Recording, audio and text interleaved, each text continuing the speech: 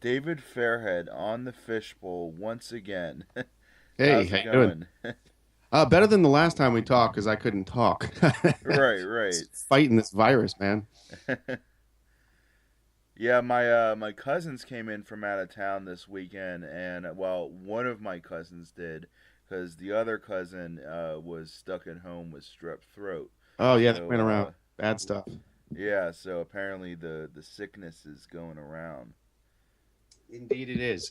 Um, I will say though, we were out late last night, a bunch of friends and my wife Denise. We all went to John Towers. Did we talk about John Towers, the professional wrestler?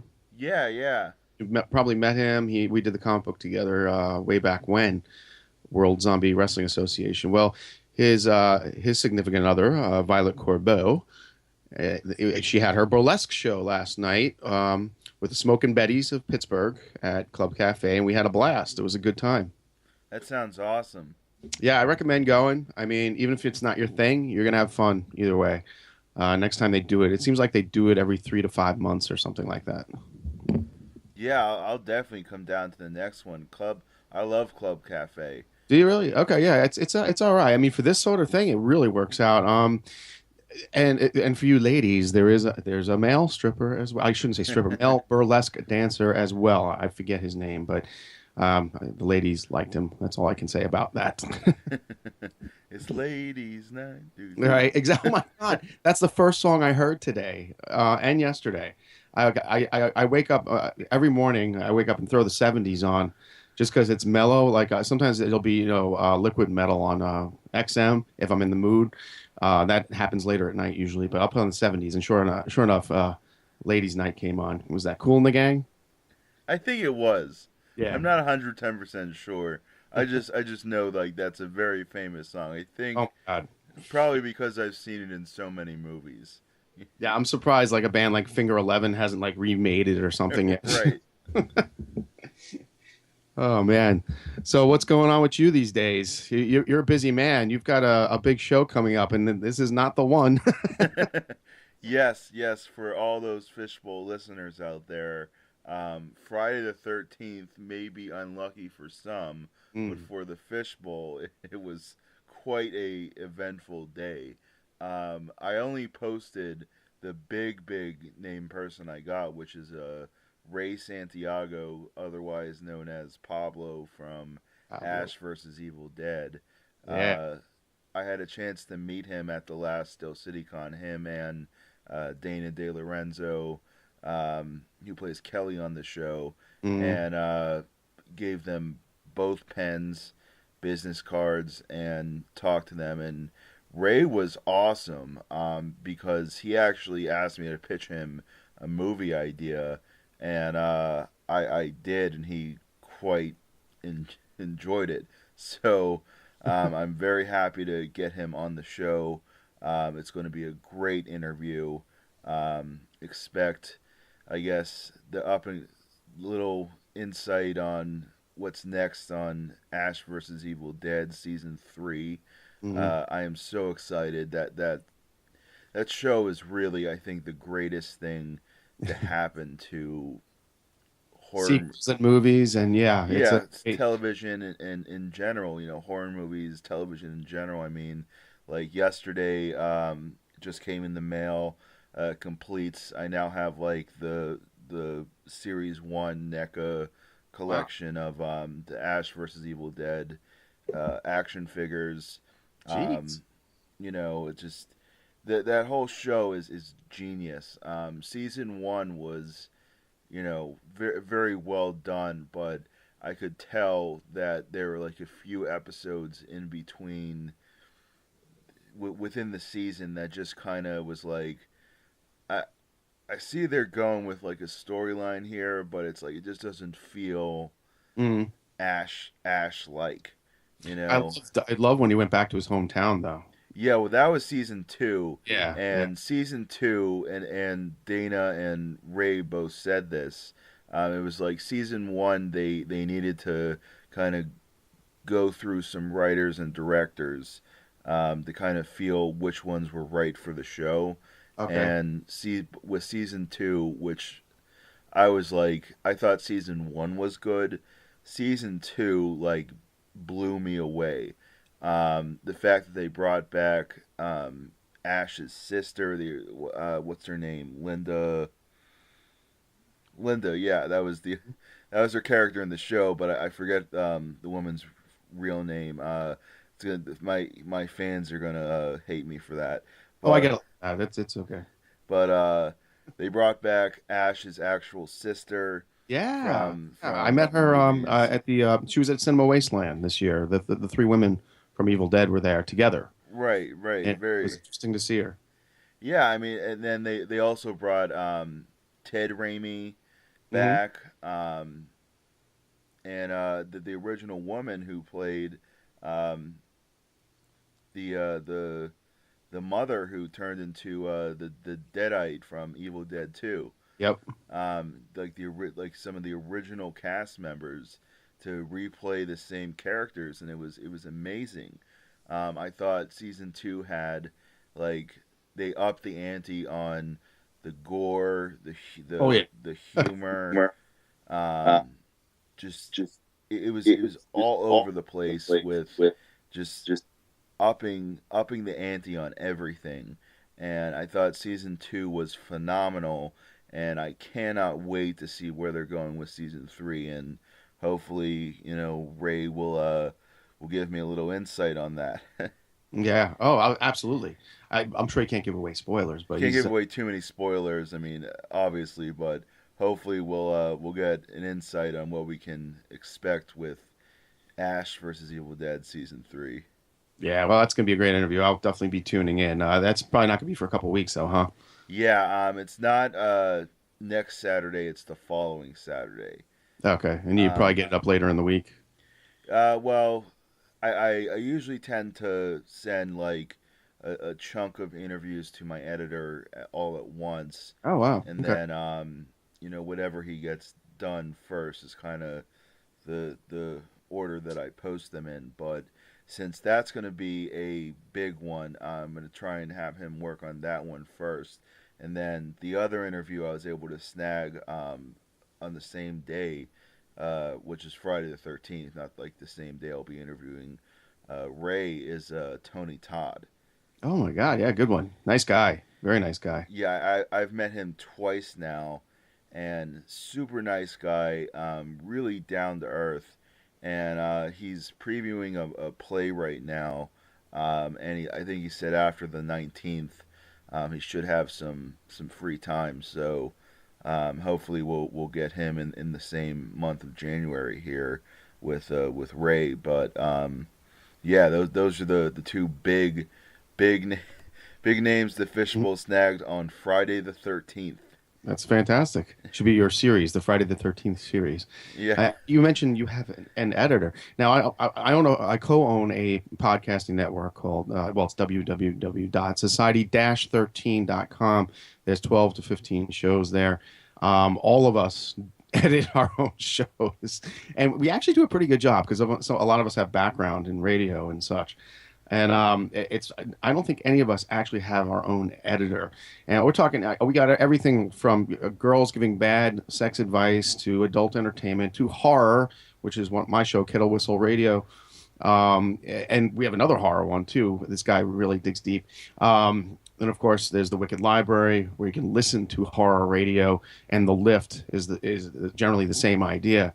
And Red Horse Radio, which is just booze, bullets, and swearing, and just for macho entertainment. But we get some crazy girls on there too, which kind of show us up quite a bit. But we get a lot of writers. But yeah, I would tell everybody just tune into Society 13 on Facebook. You can get all the shows there. A lot of good stuff, and we've been getting some really cool guests lately. We've grown after it's been like 7 years now, and we keep eating up these other podcasts and making them a part of us. And it's really fun. But it must be nice having an editor. Well, I have to pay the editor. Uh, but it's one of the benefits of going to Point Park. Mm, Um, going to that school, it's like you're surrounded by, you know, people that just want to contribute to helping other students out. Okay. with projects and whatnot. I mean, I'm actually working on a mockumentary that I'm trying to get started here. Um, the script isn't completed by far yet, but it's basically like a zombie comedy mockumentary, Mm. and the idea is one of those like definitely thinking outside the box ideas, but it's basically like as if uh, like there was like an all zombie league sport, um, and it's basically called the working title is Kickhead, and I really want to like film this live action and like as like a mockumentary style kind of short or whatever. But people at Point Park, just want to help out, and there's projects going on right now down there. Like usually I'll just go down there and go to the cinema department and visit some of my former teachers and talk to the receptionist and just say, hey, like I have this podcast. I'm looking to hire some editors to edit my content. This is what it's about, and they're more than happy to send out like a mass email to all the students that are of like just tell them what year you're looking for, and she'll send a mass email out to all those students of like junior, senior, kind of status. And I was like shocked at how many kids got back to me, inquiring about wanting to work on editing for me.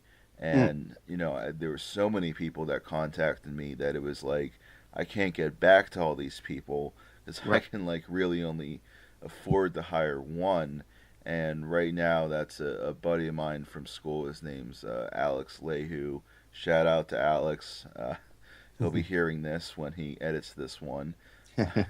But he's done a great job so far, and Point Park. I suggest to anyone, all my listeners, if you're looking for, um, you know, help with a local project, or need help with editing, and you're willing to pay like a fee or whatnot, just go to the cinema department at Point Park and say you have this project in mind and you're looking for Yeah, this that's help. amount of people to help.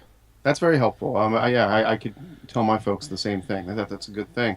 Um, Also, too, on that same note, if you find musicians, Kettle Whistle Radio is all about playing new music by unheard musicians. We get a lot of mainstream acts too, which helps the indies. When they tune in, because I'll tend to play an independent band with a more popular band in the same show.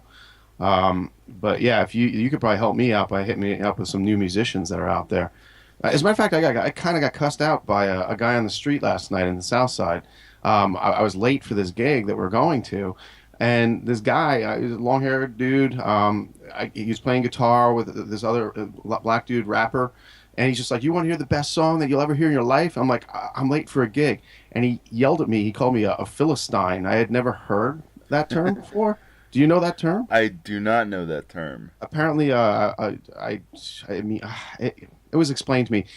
Basically, I had no interest in listening to him in anything new, and that's so not who I am. But Right. it was 10 o'clock. We had to get there. We had the tickets, and I just feel really bad. But yeah, this guy yelled at me. Um, but yeah, so if you could hit me up with some musicians out there, I'm sure you run into a lot of them. Yeah, I mean, my sister is actually one of them. Hey, what does she She play? she has a band called Sunhound, and I know she's actually just got involved with a Prince tribute Well, that's show that's supposed to happen here in Pittsburgh. Oh wow, that's really cool. Yeah, she plays keyboard. She has a drummer. It's kind of like just keyboard and drums right now, but she's definitely trying to branch out into some other bands. Very talented. Mm, She has a voice like kind of like Joplin, you know. that's a lot. Jeez. Yeah, she's very talented. She's always saying to me, Sam, like, why can't you give a shout on your show to Sunhound and just me and my band? It's the Fish's Bowl, and I have to say to her, well, hold on a sec. It's the Fish Bowl. I'd be happy to give you a shout out, but you know, singular. We'll play it. You got my email. Send me an MP3. We'll put it on Right, our. definitely, definitely. I'm gonna call her up, right today after we do the interview and be like, guess what your brother did? But yeah, as far as music's concerned, we talked about this a little bit before. Just the stuff. As for the mainstream stuff, I got a whole bunch of. This was great. I've been getting vinyl from guests lately, like Star and Dagger. I had Sonya Salt on. That's her other band with Dava She-Wolf. And they sent me their Tomorrowland Blues album, which is it's a fantastic rock and roll record. Al Jorgensen sent us a signed Ministry album, I guess for being good customers. But this here, I gotta brag. The new Suicidal Tendencies is a surprise and very good. I don't know if you were ever a fan. And Superjoint Ritual, of course. Superjoint with Phil Anselmo and Corrosion of Conformity. These are great picks for the new year, even though some of them aren't that new. I've actually the New Testament and Korn. These are albums that I will be bragging about in the new year here, as well as a little closet favorite here called Vision of Disorder, because they're from Long Island, where I'm from, and Long Island, New York, and their new one is really good, really good. Excellent album if you like Vision of Disorder. But yeah, I like to throw in a little kettle whistle every now and then, so you just got a taste of it. Awesome, awesome. Now I have to just share this story real quick because I collect vinyl somewhat, Nice. and I'm sure you're familiar with Jerry's Records Downtown? in Squirrel Hill. No, actually, I've never been there. I go to Dave's down on the South Side a lot. Okay. But meh. First of all, shout out to Jerry's Records. I think their catchphrase is "Jerry's ain't never going out of business." Good. Jerry's Records is in Squirrel Hill on Murray Avenue. If you know where Minio's is, Yes. it's Okay, I know what you're talking about. yeah, yeah, it's right on the second floor, like right above the Chinese restaurant, New Dumpling House, and We're keeping it Jerry, very local here, folks. Very local right now. very local. You're in the Fishbowl's neck of the woods, and Jerry has become an avid follower of the Fishbowl, but Jerry's Records is like actually marked in as like one of the largest remaining all records, nothing but records, Hmm. vinyl and whatnot in the country. Wow. And he's been in business for years. I mean, thus the phrase "Jerry's ain't never going out of business." But it's a really cool spot, and he has everything from classic rock to Motown to just the place is like huge. It's like the whole second floor of this building is like all Jerry, and Jerry is just really awesome guy, and it's a cool spot. But I was actually over the summer I went to go see John Carpenter at Ah, the Carnegie Library Music Hall. yeah, my old co-host Heather Taddy was there. She said it was great. It was amazing, and I'm not sure if she told you this, but I'm gonna say it anyways. There was a special person that was in the audience at that concert, and um, it wasn't. I'm not talking about the fishbowl here. Um, there was another concert going on later that week that John Carpenter was in town, Oh, and that concert was Guns N' Roses, oh man, and Slash was at the concert. I did hear that. I did. And I just have to say this because I think it's funny. Um, I actually had better seats at that concert than Slash. No, I believe it. I mean, it's not the easiest thing to get tickets around here when there's an event that big and that Right. rare. I mean, so I can't see Slash. He really would have to know somebody to get in the front row for that one. And And and I I and don't I know who knows in Pittsburgh, but right, right. And I just have to say again, another shout out. Thanks to Horror Realm, I was able to get better tickets than Slash. yeah, that's our buddy Sandy. Is that who you talked to at Horror Realm? Because I follow Horror Realm on Facebook and social media, they had a huge post that Hmm. like the day before tickets went on sale for that concert, they had like a special promo code that you could type in and it would give you special advance Nice. um, access to buying tickets firsthand before they went on sale. And I could have gotten the VIP tickets, but that was way too expensive for what I could afford at the time. It was more important to me just to be in like front row, literally front row, Wow. the middle front row. So I'm like right in the front. Like I can almost touch John Carpenter. That's awesome. I heard it was a great show. Yeah, it was definitely one of the best concerts of the summer. He did so many awesome scores, um, and it was just great, a great show. But yeah, the Fishbowl had better seats than Slash. And just so folks know, Horror Realm is a local convention that goes twice a year. They do it in the spring and they do it in the end of September, I believe. And they find different locations every year. Usually it's at a hotel somewhere. I recommend going. They get some good celebrities there and all kinds of vending. It was my first gig and it got me started. So yeah, Horror Realm, look it up and keep in tune with them with their dates. I highly recommend it. Definitely. I believe the next one is early March. I think it's the first or second week in March this Mm. year. Okay, good. And there's some big guests supposed to be there. Reggie Bannister Oh, from nice. the Phantasm movies. Oh, yep. I saw the last one. What did you think? Oblivion, I believe. No, No. not Oblivion. What's the last one? Ravager. Thank Ravager. you. Yeah. Um, I had mixed feelings on it. I Yeah, me could I could tell that it wasn't Don Coscarelli doing it. too. And there were some parts that I was like, it seems like it's a little low budget, but then it went right back into a point that it's like, you know what, fuck it, I am totally in. like this, the way it opened was like, I had mixed feelings, and then I was like, you know what, fuck it, I'm in. This looks good. I like where it's going. It's different.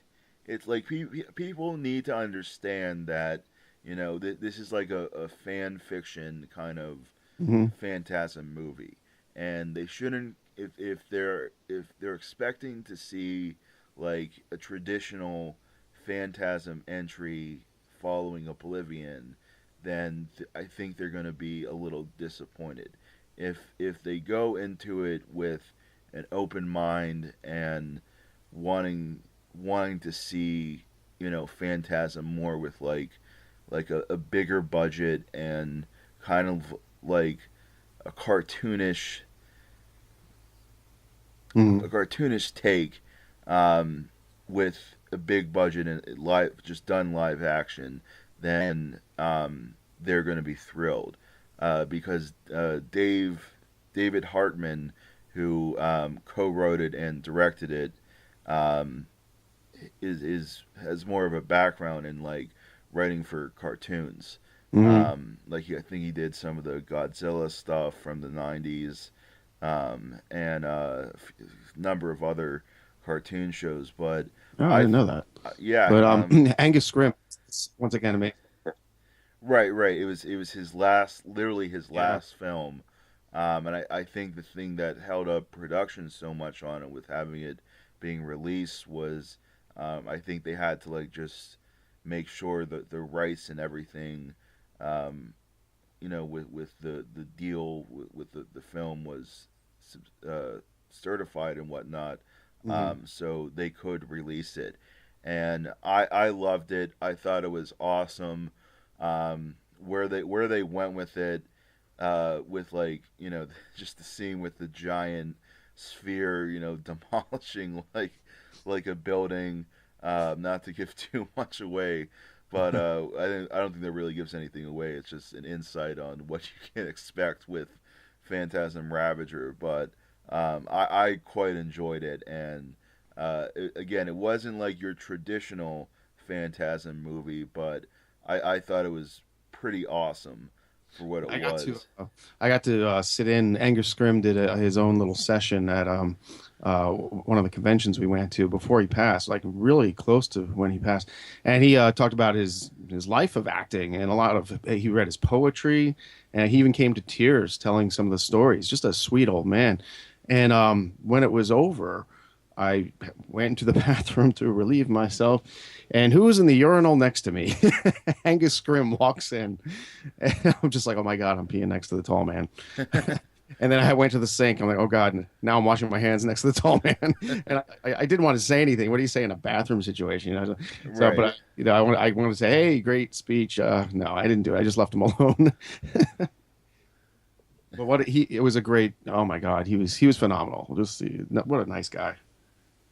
I mean, I've heard nothing but awesome things about him, and I actually shared a video that I think Don Coscarelli shared, and it was like kind of like leading right before he died. They went back to the original mortuary where the first one was shot, Uh-huh. and and they just wanted like uh, Angus wanted to like reenact the one of the opening sequences with Dawn from the first film, and they I think Dawn played like Jodie or something, and Yeah. they just reversed the roles, and it was like just a very very touching um, video short documentary that Dawn had put together, and honoring Angus for the being a friend, and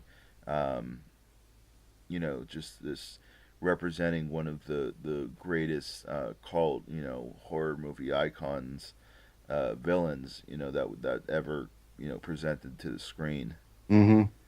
Yeah, and held up. and held up. Yeah, I mean, like I have so much of the tall man in one of my scripts that I worked on for my senior thesis class. I mean, so much of Phantasm 2, and just the dialogue of the tall man was like, it's just how Mm. can I honor this guy, and do create like a character in his image, to just honor a guy that was a huge inspiration to me with Phantasm 1 through 4 and now 5. Hmm. Yeah, I love two. I think two might be my favorite. I think 2 is my favorite also. It's just I think the most, probably the most blockbuster, but not being block. It was like '80s blockbuster, Hmm. and I think that one kind of is like the icing on the cake out of Yeah, it all of was it them. was highly anticipated. I remember when video stores were everywhere. It Right. was the hardest movie to rent when it came out. You could not get your hands on it, even though there's 12 to 15 copies of it. They were gone for the first 2 weeks that it was out. You couldn't get your hands on it. At least this is in New York. I don't know how it was here, but the competition was fierce. Oh, I'm sure. Pittsburgh compared to New York. I mean, my dad's actually. It's funny you say you're from Long Island. My dad's actually from Long Island. Oh, really? Whereabouts? He's from, what is it, the Manhasset area. Okay. Yeah, we were more Middle Island-ish, Port Jeff, North Side, but people don't need to know that. But Right. yeah, that was the first 20 years of my life, and now I've been in Pittsburgh for the second 20. Awesome, and Pittsburgh is a great place too. I'll You tell know. you, it's given me my shot anyway. It got me, I got published several times over now, and it's been fun. It's challenging. I mean, there's a lot of competition. And I work for, again, it's Burning Bulb Publishing. You can find them www.burningbulbpublishing.com. Lots of great indie artists there. It's all just great horror, and there's some really offbeat stuff and fun stuff. And I have my first book, The Fall of Tomorrow, followed by Dwelling in the Dark, which is a sequel, prequel, however you want to look at it. That's 11 stories that wrap around the first one, but you could read them individually. There's something for everyone in that. Anywhere from an island full of monsters, mad scientists, and drugs, to spiders, well, thinking spiders that are actually the, I'd say, the antagonists throughout the entire all 11 stories. From True Stories in Pittsburgh, I did the story about a sinkhole. You may or may not remember, where a sinkhole swallows up a guy's bedroom with him in it, and his brother comes home to find that his brother's just gone. I took that and ran with it and threw a few monsters in there too. But then there's, of course, the one that starts it all, which is about it's very Stranger Things before that came out, and very much It after It came out, where these kids befriend a monster in their backyard, and he does dirty deeds for them. Not really, not how they willed it to be, but I got something for everybody in Dwelling in the Dark. I just hope people want to check it out. Awesome, yeah. You hear that, Fishbowl listeners? Check it out. Yeah, there's something for everyone, and there's short stories in that one, 11 of them, and they all kind of tie together. Few people have been able to put them together, but if you read the first book, you'll see where it goes, and that's The Fall of Tomorrow. But that one's about a demon apocalypse. It's not about zombies. Everybody thinks it's about zombies. I did a zombie story for John Russo, and he put it in his collection, it's a phenomenal collection where he wrote the first one, which is about the first zombie, and it's just like I God, I it's just a great collection of stories. You can find all this at Burning Bulb Publishing. You hear that, Fishbowl listeners? Check it out. Indeed, indeed, fun stuff. I wouldn't steer you wrong when it comes to monsters and horror. I really wouldn't. I believe you. I believe we've had our conversations. So Yes, we have. But I was honored to work with John Russo, and he's also on Burning Bulb Publishing. Like, that's how kind of how we met. We met through my publisher Gary Vincent, but I had him on my show a couple times. He came over and we had a great time, just a great time. He's just such a nice guy, and I have the honor of getting, from what I understand, I'm the first zombie to die in My Uncle John is a Zombie, his next film that comes out. That's going to be pretty big. And I get shot by a friend of ours who's also on Burning Bulb, Salone Sungaris, who plays a hunter. And I'm coming down a hill, boom, blammo, and out the back of my head. And it's a great scene. I was honored to die in John Russo's movie. I introduced him to my dad at the same convention I met you at. I brought my dad over, and we had a beer with Mr. Russo. I was like, yeah, well, here's my dad, and here's the guy that kills me. And he just shakes my dad's hand, and he's just like, it was a pleasure to kill your son. And that's his sense of humor. That's awesome. Now I've met John several times, and he's a little shy to get in, to do interviews If he doesn't know you, if he once he doesn't know starts, you, right? I've driven him crazy, and we've shared tables. Now he just kind of like makes fun of me, and we have we make fun of each other, and like by the end of the day, he'll give me some free stuff from his table. I'm like, you don't have to do that, but I don't know. I make him laugh, and he's got a really dark and great sense of humor. And the key is bring a pretty girl with you, then you're hooked. Trust me. He's got an eye for the ladies, and the ladies love him. They love him. He's got a nice following. It's very odd. That's awesome. I just gotta find a lady to bring with me. He's going to kill me for saying this, but that's fine. I'm used to it. We make fun of each other. But it was just an honor to meet the man, and to people that don't know who John Russo is, he worked with Romero on the first Night of the Living Dead. And he's in it. He co-wrote the script, and he actually wrote Return of the Living Dead, which he still sells at conventions, which was not really a sequel, but it's the comedic, Right. It's like its own. It's like yeah, its own.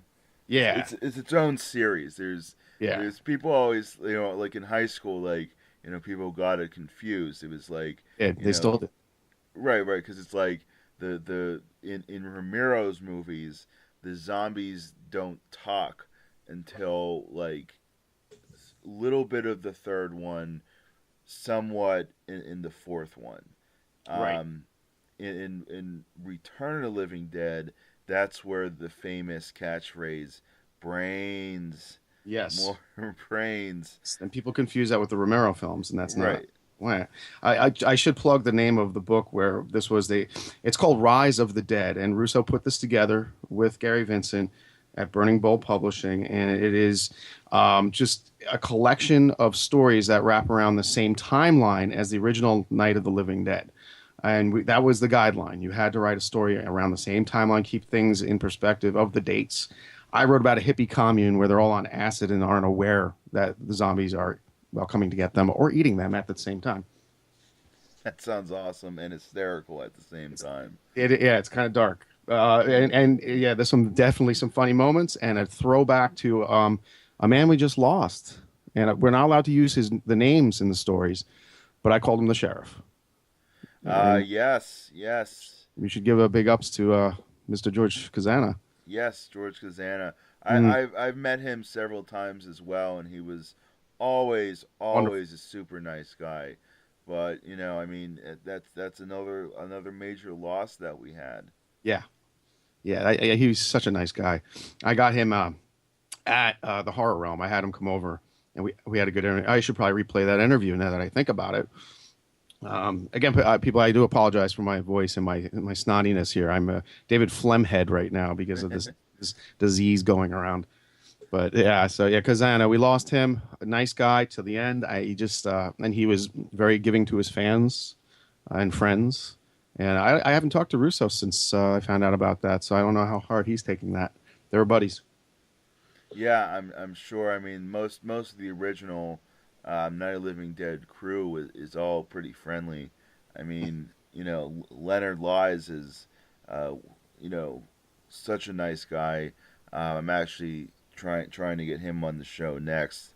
Um, I should probably shoot him a message on Facebook trying to Hmm. get him on the show. And I mean, one of the big ones that I've handed him my business card. I've I've spoken to him, but apparently he seems to be the type that if you know someone that's friendly with him, you kind of have an easier time getting him in. But Yeah, Tom yeah. Savini, um, Well, I hope you can get him. That'd be cool. I'd love to get Tom on the show. I've shot an email to him, several times, but I've heard that he's very hard, not good at getting back to people. But hopefully, with this new string of guests that I have lined up, I'll get Tom on the show eventually. Yeah, one Um, thing leads to another. I mean, I can get you some interesting folks, but yeah, I don't know that I can help you get Savini. And it looks like you got Pablo on your own. So, right, right, and Tony Todd. So yeah, see, I do good with the rock stars. right. Occasionally, I just had Frylock on. Maybe you didn't see that. Carrie Means, the voice of Frylock from Aqua Teen. Yeah, I shared that. I I would thought, love to get him on the show. oh, he'll do it. Oh, he'll do it this week. He tends to do it with a producer that because he's not computer savvy, we'll say, and I think he Skyped with me for maybe the first or second time in his life. Nicest guy in the world. We played a song from one of his friends that has a band, so he comes with his own music. Ryan is his producer, I think, or agent. I'm not sure what he is, but he definitely helps him produce when he's in studio talking with you. And he'll send you like sound bites and such that you're allowed to use. Carrie Means would probably definitely do your show. And he's just the nicest guy in the world. And it's funny when you're sitting here talking to Frylock, I honestly I could not contain myself. I lost it the entire time. I probably would do the same. Would. That Yeah. show is hysterical. Aqua Teen Hunger Force. Do you realize it ran 15 seasons and it's longer than the Cosby Show? I think the only thing beating them is The Simpsons as far as a show like that. Right. And there was another show that I forget what it was. Was it Married with Children? It was on the episode. There was so much information being shared. But yeah, that was a very successful show. Yeah, I couldn't. It came out when I think I was in middle school still. I was in college. So, oh no, Yeah. no, what am I talking about? No, I was out. I was in the workforce at that time. Yeah, Right. because Adult Swim. Although, yeah, I was in college because he did do the what was the Coast to Coast, Space Coast to Space Coast Coast. Coast to Coast. He did the Brack show. I think he was the voice of Brack. Like I said, there was so much information. But yeah, he did a voice for that show as well. Oh man, I gotta like do a little IMDb on this guy so I can talk about all the various Adult Swim shows that he's been on because the Brack show was one of my all time favorite Me too. Yeah, me too. like takeoffs on the Space Ghost shows. Space Ghost Coast to Coast was hysterical in itself.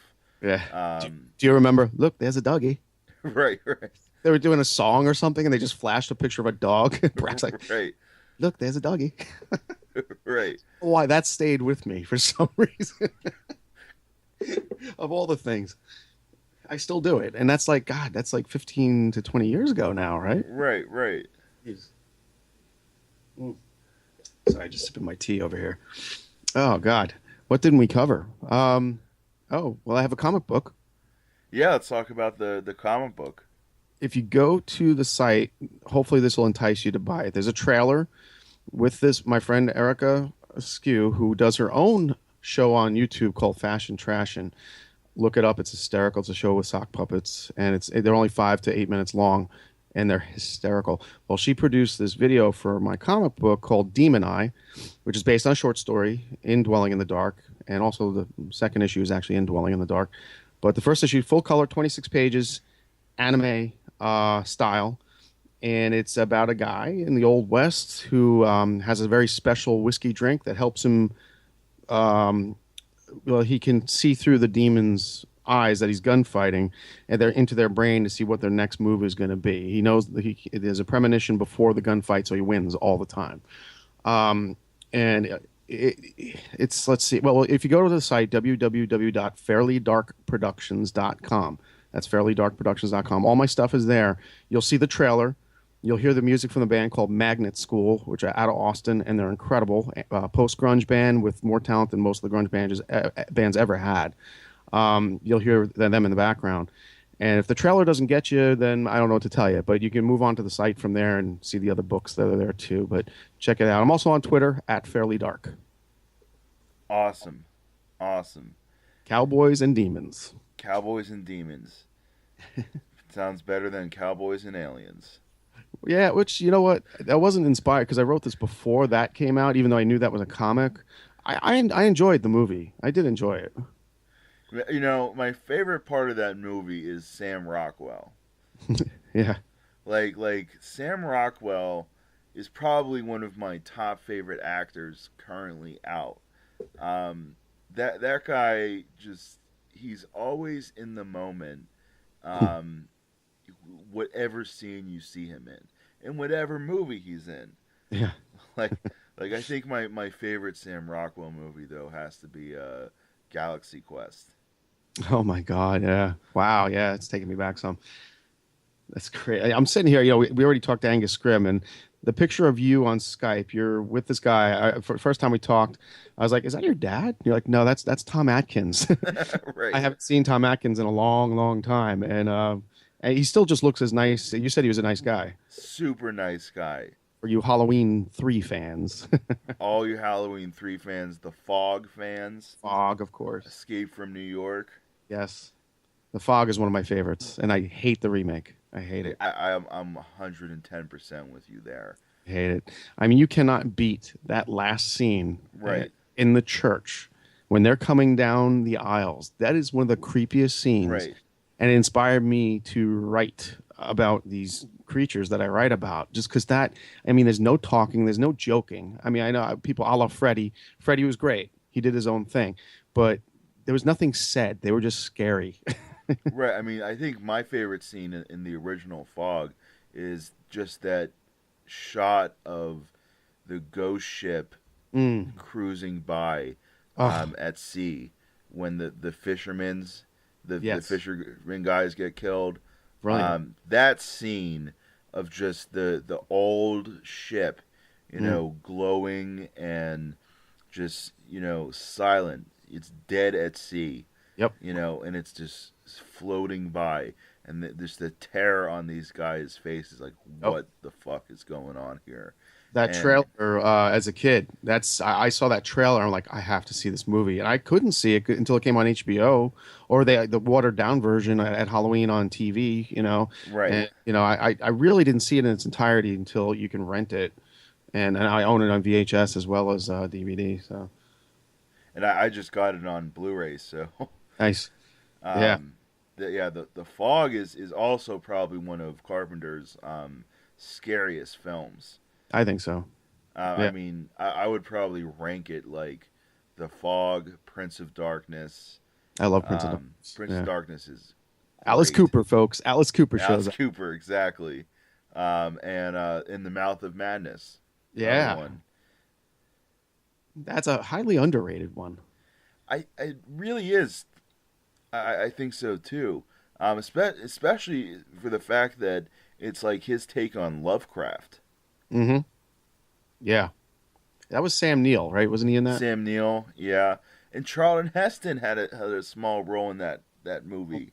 Wow, I don't remember that. I saw it in the movies when it came out. I've seen it maybe one more time since then. Oh, Jurgen Push now. yeah, that's a great revisit. It really is. That's a great revisit, and I'm not gonna wait till next Halloween to watch it.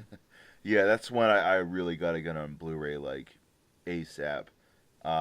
In the Mouth of Madness is Uh, probably like his scariest film of the '90s. Um, I would say I would say I just shared this on Facebook, and it was like I think I actually shared it from the John Carpenter Appreciation Society, but it was an article saying how Vampires was like the best John Carpenter horror film of mm, the '90s, I like and it, but I I don't think it's the best. I really like it a lot. But I mean, to me, like his best film of the '90s will always be Escape from L.A. I've never seen it. You've never, oh, that Not is a seen it. film you got to check out No, ASAP. people were bad mouthing it, and it was one of those. It was that during that period of time. I guess it was during college because I had the soundtrack. I owned the soundtrack. I loved the Right. soundtrack. But we weren't going to the movies a lot, and there was not many movie rental places in a college town where we were. But that's one. Yeah, that's a great one to go back to. I want to mention because you mentioned vampires. I own the book. John Steakley wrote two books, Armor and Vampires. Vampires is one of the greatest horror novels I've ever read, and the movie only covers the first chapter or two, barely covers it. Much like the book The Descent, which says the movie Descent 1 and Descent 2, not John Steakley, but that the book it's like 700 pages. This is an epic novel, and the movie only covered the first chapter. But that's how Vampires is.